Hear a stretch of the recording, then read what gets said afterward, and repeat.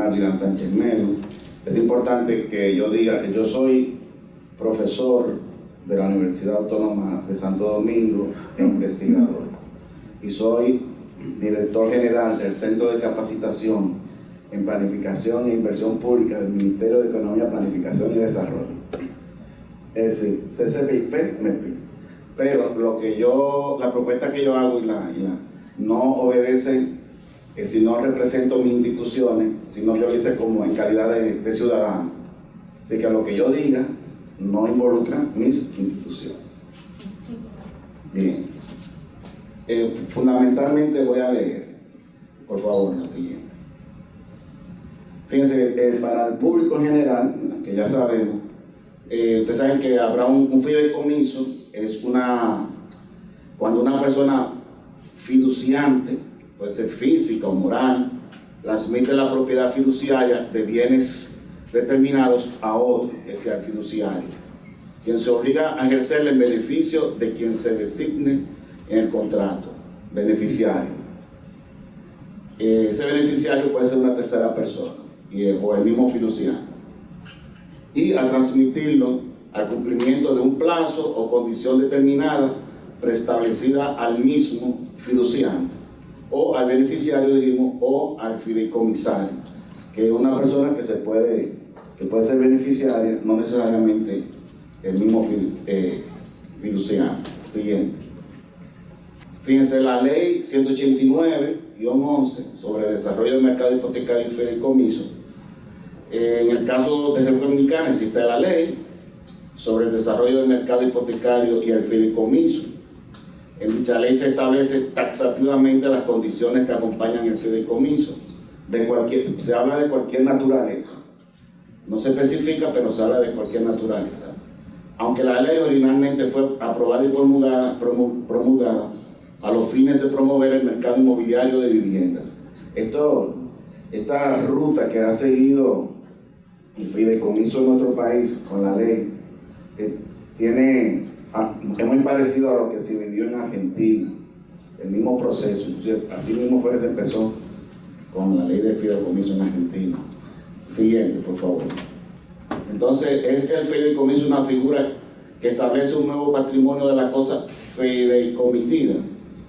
El fideicomiso es un contrato entre las partes que va a permitir la creación de un nuevo patrimonio, al que se denomina de afectación o especialidad, lo que significa que un bien o un conjunto de bienes van a ser agrupados y afectados específicamente a un destino compartido y predeterminado.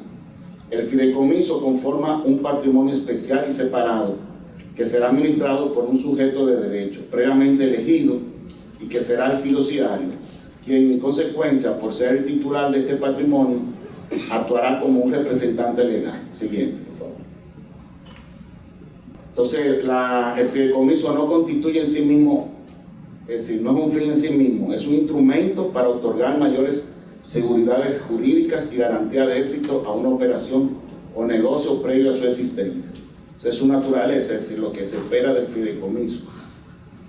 El fin es el negocio que subyace, mientras que el contrato de fideicomiso es simplemente el medio utilizado para darle mayores características.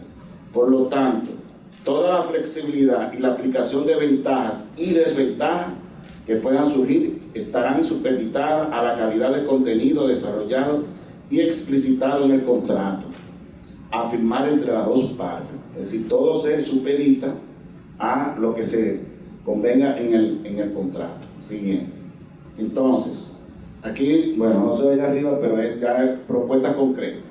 Uno es establecer un escudo legal de protección a los fines de lograr un buen diseño, de modo que exista una protección absoluta sobre los activos reunidos en el fondo fiduciario. Se sugiere establecer que los embargos que pudieran sufrir los fiduciantes o el fiduciario no puedan alcanzar ni tener acción sobre los bienes fideicometidos, que son aquellos incluidos en el contrato, con separación patrimonial de los dueños originales de estos bienes. La protección legal inviolable pierde todo poder ante responsabilidades propias dentro de las actividades y responsabilidades del fideicomiso. Foco y especificidad. En ese sentido, el contrato debe estar dirigido a determinadas acciones para un negocio específico, sin que se desvíen los bienes o fondos respecto de lo establecido en el contrato. Tanto el fiduciario como los actores delegados por él deben cumplir con la encomienda efectuada en el contrato con la prudencia y diligencia propia de personas éticas y responsables que actúan sobre la base de la confianza depositada en él. Entonces, especificación de destino del patrimonio. Se debe precisar el destino final del fideicomiso previsto por las partes en el contrato constitutivo de esto. Fíjense que la propuesta va en el orden de la parte contractual, pero también, como se está hablando de la ley y el fideicomiso, también pues se deben especificar en la ley que estas disposiciones pues se reflejen en los contratos. Certeza de flujo. Debe tener certeza de provisión de fondos, debiendo estar correctamente planificado y programado, debiendo estar coordinado los vencimientos de pagos e inversiones con los compromisos que se adquieran. Es fundamental el diseño de un plan de negocio que preste especial atención al análisis económico-financiero, con los correspondientes presupuestos en los que se definan los ingresos y aplicación de pagos. Esto sería un requisito que debe cumplir el fiduciario al momento de ser contratado para la gestión de la fiducia. Inclusive que se puede hasta poner como anexo al contrato, ¿no? El plan de negocio y los fondos de dónde provendrían, cuáles se utilizarían, etcétera, etcétera. Entonces, permanencia de la naturaleza del patrimonio fideicomitido. Se sugiere mantener la naturaleza del bien o patrimonio o negocio dado en calidad de fideicomiso, que es lo que se está planteando y planteó Wendy. Bueno, realmente bajo qué figura jurídica está constituido Punta Catalina, por ejemplo, pero aquí la sugerencia va en ese orden. De modo que si una empresa constituida como sociedad comercial en una de sus diferentes modalidades, según se establece en la ley 479-08, mantendrá la misma condición constitutiva, y si es de suscripción pública, mantendrá su condición, aun sea una sociedad o una empresa pública no financiera. En caso de emitirse nuevas acciones, de ser una empresa por acciones o una sociedad anónima, la misma se ofertará única y exclusivamente conforme a la distribución relativa, es decir, según esté conformado la estructura de los inversionistas, pues en ese orden se le ofertarían en ese porcentaje las acciones que puedan ser emitidas, las nuevas acciones, de cada uno de los inversionistas o propietarios del bien dado en fideicomiso.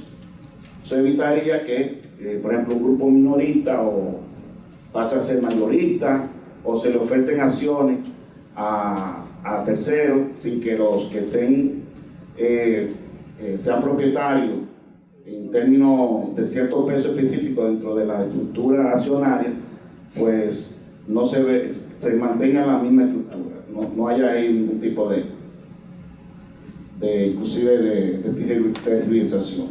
Siguiente, por favor. Entonces, objeto del fideicomiso: mantener la condición del artículo 4 de la ley 189, en el cual se establece que el fideicomiso podrá constituirse para servir cualquier propósito o finalidad legal.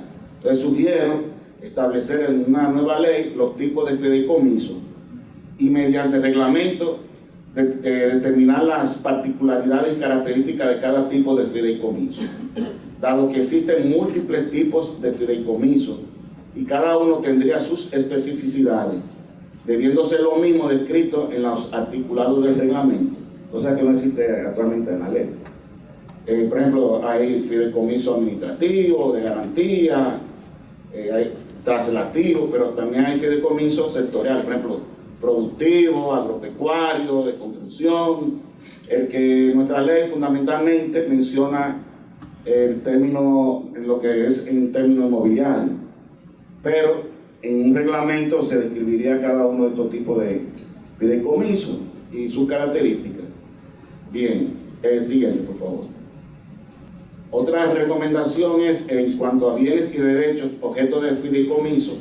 En caso de que se añadan bienes al fideicomiso después de su creación, ya sea por el mismo fideicomitente o un tercero, además de contar con la aceptación del fiduciario, también agregar la aceptación del mismo fideicomitente, es decir, que es el que ha otorgado realmente el fideicomiso, los bienes en fideicomiso.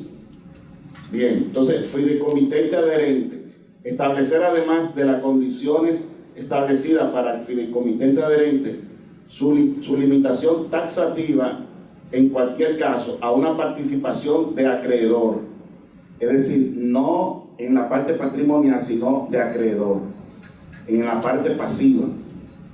En caso de que sea en calidad de inversionista, que pudiera afectar el patrimonio o naturaleza del negocio, deberá estipularse en el contrato en qué condiciones podrá participar dicho inversionista.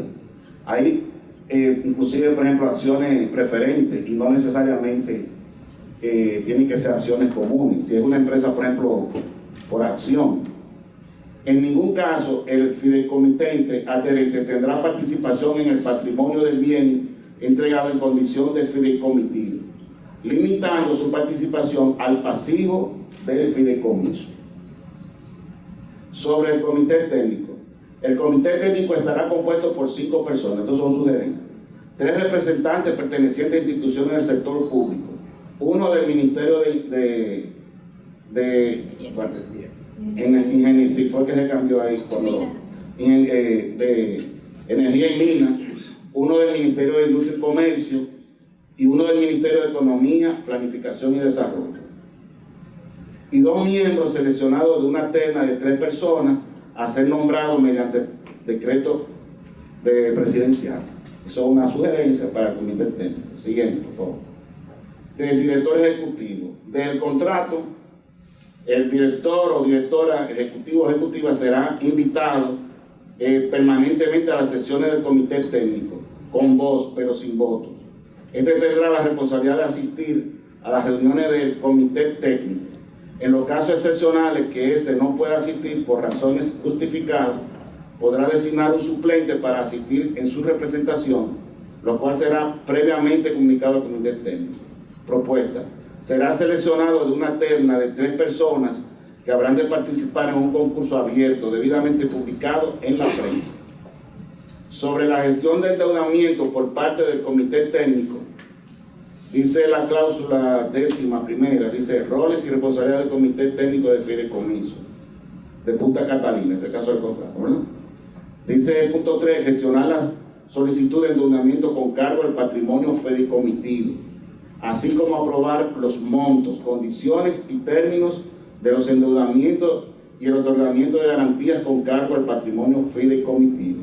La propuesta es constituir un comité de deuda, el cual estaría compuesto por el comité técnico más 2 delegados del Ministerio de Hacienda, uno perteneciente a crédito público y el otro a la Dirección General de Presupuesto.